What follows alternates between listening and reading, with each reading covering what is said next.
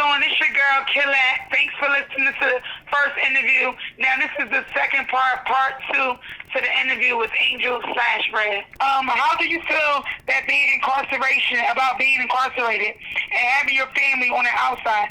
Do you think that they were mentally incarcerated too because you are?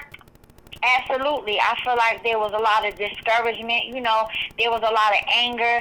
My children went through a lot of things over these years, where they were upset with me or, they didn't discuss their feelings with anybody. But, that is a big thing. I think that people also need to focus on children of incarcerated parents.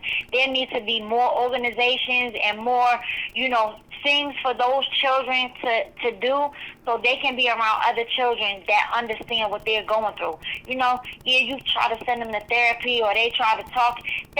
People don't understand them, and kids ain't going to open up when they feel like nobody understands them. But again, that's a hard situation to put them in, because not only am I incarcerated, but going through this time and these visits and these phone calls and these video visits, my children are incarcerated as well, and I made one bad decision, you know what I'm saying, and I made a mistake, and my kids forgive me for that, and I thank God for that every day too. But again, they're going through this and they shouldn't have to. Not only did I put myself in a situation, but I put them in a situation too. So people need to think about that before they do things. Okay, thank you so much. So how do you feel as a society of people that mass incarceration can stop? How do you feel? Again, like you said, Killer, people need to start voting for these senators, for these congressmen. This is where it starts. It don't start all the way big at the top. That's where it starts. It starts down at the bottom. We need to have more people advocating and speaking. One person can change the world. And I don't care if people feel like that's not it and, it's not going to work and ain't nothing going to change. Yes, as a society, we have to change, because the structure of society is already been built, so it is hard for things with incarceration to change. But like I said, that felony murder law, other states have taken that away. You know what I'm saying? So it's one at a time. Nothing happens overnight, and it does take time. But when people don't get what they want when they want it, again, you just have to be patient. You have to be hopeful. You have to keep the faith, and you have to understand, maybe it's not you, but maybe it's somebody else. But maybe it could be you. Even if you have a family member or a friend, people have to understand what it's like. And that's how we start to change things. It has to start on the outside. Wow, that's deep. That's deep. If you could ask your younger self anything before incarceration, what would you tell her? If you could tell your younger self, anything before mass incarceration or getting incarcerated, what would you tell her? Again, don't be influenced by the wrong things. Don't be influenced by impulse. Don't be influenced by love or lust, or, it ain't even about being a follower, because I am a leader. I do have a strong personality. But again, I did things to please people. You know what I'm saying? Because I thought by pleasing people, they will love me. And at the end of the day, you can't make nobody love you. And don't nobody really love you. Like I said, how you treat yourself is how people gonna treat you. That's what I want these young girls to know and learn and understand. What you give yourself is what everybody else gonna give you. So if you settle, they gonna see that you settling, and they gonna settle too. So you gotta set the bar at a certain level. And listen, it's not about changing people, because people say, you can't change me, you can't change me. It's never about that. It's about either you gonna step up or you gonna step off. Them the two things. That's it, and that's all.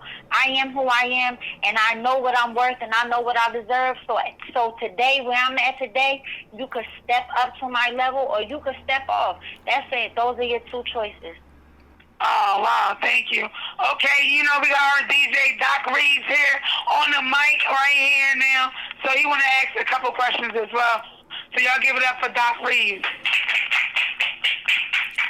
How you doing, Angel? I'm fine. How you doing? I'm alright. I had a question. You was talking about people being abused while they're incarcerated. Do you know if there's anything that someone who's experiencing that, or someone who knows someone who's experiencing that, what they can do about that? Well, again, first let me just say, I want to start with, again, there are statistics that 90% of these girls have been abused even before they got here. You know, and like I said, it could just be verbal, it could just be psychological, or it could be physical. But most of these girls caught their charge around some type of abuse, you know. So to come here and to have to go through that, because like I said, a lot of these officers have power and control issues. You know, they don't have that at home. So they come here and they talk down on these women, or they treat them any type of way, you know. And there actually was a class action lawsuit that happened a few years ago, you know, with a lot of harassment, sexual harassment, and rape charges and things of that nature, you know, and I actually was a part of that. So, you know, I know what it felt like to be treated any type of way, or to be manipulated in a way, you know, that again, you're put in this situation and it's really hard to try to maneuver, because you need these people, you need these officers, you know. They don't need you, you need them.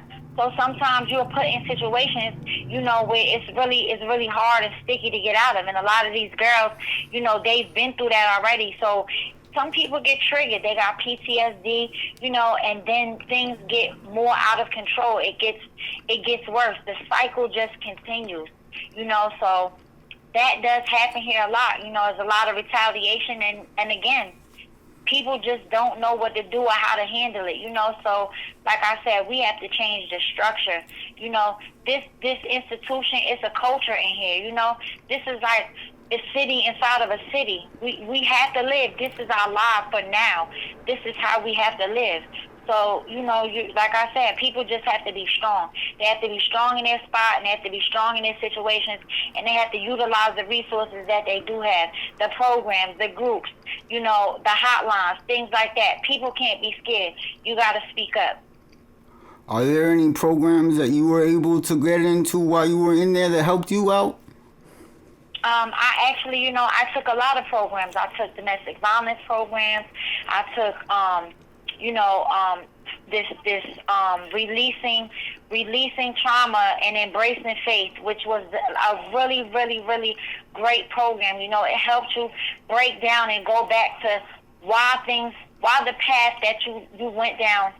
This is why you went down it. You know, your past traumas that you bury and that you hold on to have a lot to do with your behaviors as you grow and as you move forward. You know, they also had this program Focus on the Victim, you know, where you really get down into, you know, why you did what you did, or why you feel remorseful or sorry, and this is how you handle it. This is how you deal with it. You know, I have my associate's degree at this moment. I'm actually actively in the bachelor's program right now, you know, and it's crazy because when I was on the streets, I was a single mother.